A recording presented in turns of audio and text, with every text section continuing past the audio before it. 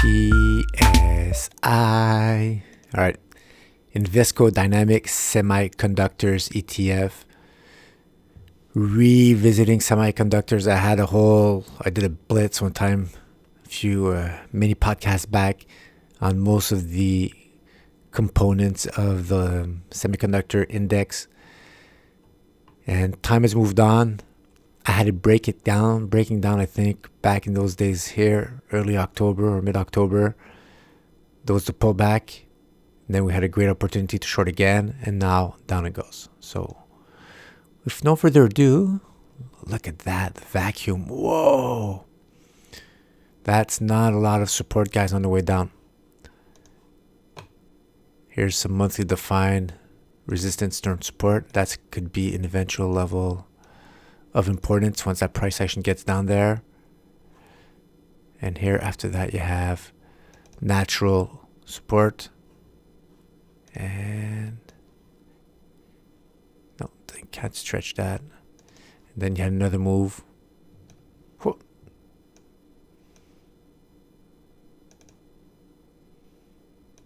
So these are pretty much my month defined levels, guys. Okay, here's my resistance. If ever the price action reverts, goes back up, goes above the 12-month moving average, overcomes all this damage, then this is my level, my 56. Until I get a close above that, I'm not going to play this long. All right, what do we have here? Okay, monthly candle close in October, below declining 12-month moving average.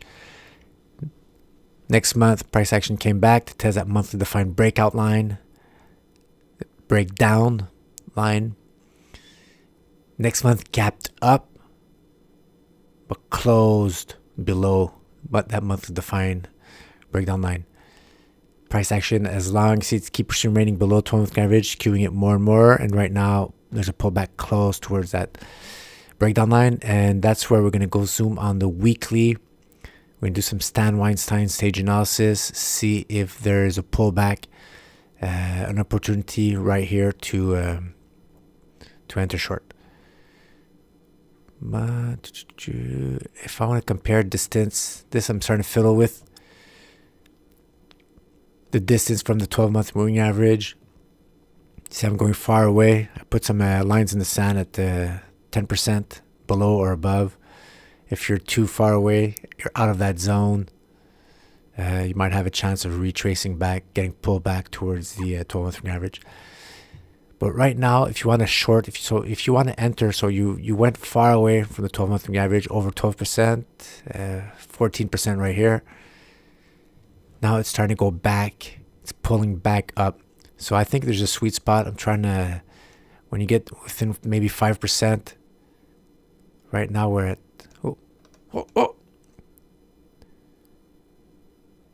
we're at 8% away from the 12-month average. So if the price action could go even higher, here it could be a nice strike zone of a lower risk entry. Because if you know it has to pull back eventually to the zero line, then the closer you are to it, the less it can pull to it. You're already there. So either you completely fail your trade and it goes up above and goes in the other direction, hitting your sell stop, or decides to continue down, getting away from the 12-month average on the negative in the direction that you want to play. Trend is down on the monthly. Oh, look at that stage 2, guys. It's just beautiful. Outperforming the SPX for most of it. Never threatening the 30-week average, going up, sideways move, going up, sideways move, never too far apart. Distance, let's set that up. Distance from 30-week average. Ooh, getting away, 21%, coming back. Getting away, coming back. So that, you had a nice sweet zone right here. That nice stage 2. And there's the first signs, the first big warning signs. Look at that. Here you had some, but when you had those crazy huge percentage days, 7.5% down on huge volume, that's the first gunshot wound. But since you're still above the 12-month moving average, inclining moving average, that it doesn't break down technically as much as if you have that type of damage a little later on, but it still slows you down. Then you start developing some overhead resistance. Tries to go up again, but you're running to the overhead resistance. Goes back down, sideways range. Try to go back up a little bit. Look at that. Oh, more damage. Right here. Big damage. Big move the next week also. This one here. Huge red candle on that breakdown candle below that monthly defined support. And after that, contracting volume on the sideways move. Huge red volume on that up day, on that up week. It gapped up, but huge selling pressure, bring it back down. And then after that, where are we now? We are starting to pull back up, guys. With not a lot of volume, you're still underperforming the SPX. So what I'm expecting here is that 30 moving average keep going down. These are my lower highs. And I would like this to maybe next week, it could start going down. Now maybe touch here during the week, but start closing lower. Have the SPX start, the Mansfield relative strength versus the SPX start turning over, resuming that downtrend. Guys, this is a nice spot right here. Yeah, the monthly defined support turn resistance, helping you keep that price action below that high, below 30-week moving average declining, below Ichimoku cloud. And after that, it's just a vacuum down here, guys. Vacuum. We saw it in the monthly. So here, our next monthly defined support, it's all the way down here. So that could give us a pretty good risk to reward ratio, guys. So let's say for a short position, enter here. Here would be our swing rule, our estimated target based on our next level of important support, monthly defined support. Of course, you're always, if you play stand, you're always going to respect pullbacks above previous highs. You're out. Violation of 30 moving average, you're out. Trendline violation after the fourth point, you're out after position. You still respect that. So that's always your stage analysis that comes into effect to protect you from if the trend aborts earlier. But this is to help estimate your potential of reward, guys. The stage analysis can keep you in even longer. So that's the estimate. You could maybe take half position there if that's really your framework that you decide to do before, or else stage analysis might continue, go right through those levels and continue down and down without ever triggering your sell stop, guys.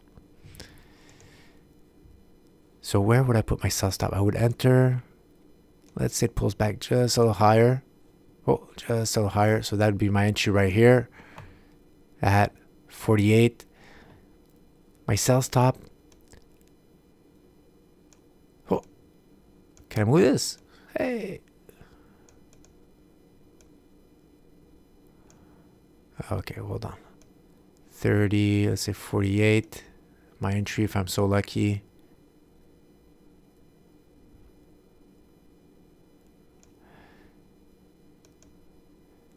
And my sell stop, I could put it right above the high of this candle right here, right above the 30-week moving average, right at the Ichimoku cloud level. So if ever it pulls back above that high, I don't want to be there anymore. I could even decide to put it a little higher.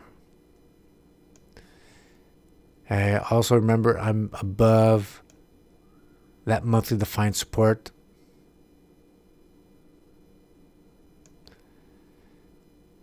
So an entry about here, sell stop right about here, above the 3-week average, and the target all the way down here. So that's about 8-to-1 risk to reward ratio. If it pulls back up here, well, that's my loss. Position size for that, for all that red zone to be 1% of your NAV. And after that, you watch it go down.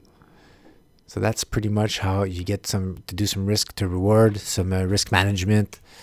I don't often cover that, but that's one way to estimate your reward versus your risk on the based on your position size, based on your entry. All right, so that looks like it wants to go down. And that's how it looks like on the monthly candle chart.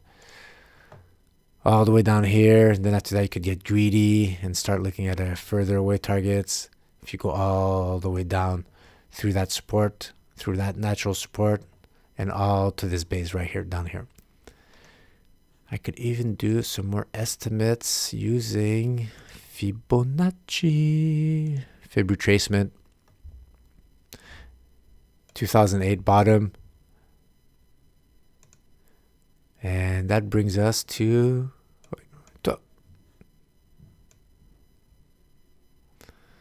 I'll do it here. Oh. To do 38%. 50. So see this zone here, 61% Fibonacci right here. We're gonna have some support here, but here's another congestion area here on the monthly that could serve as good support. And if we go down all this previous level, that's a 78.6 level. So it's kind of I like the golden ratio that brings us close to the zone. I like the fact that if we go through that, we go all the way to this base right here, and then that's how you see. But look here, vacuum right here. All this looks like a little bit like the Nasdaq. Not much support there, guys. All right, that's it. See ya, semiconductors. Ciao, guys.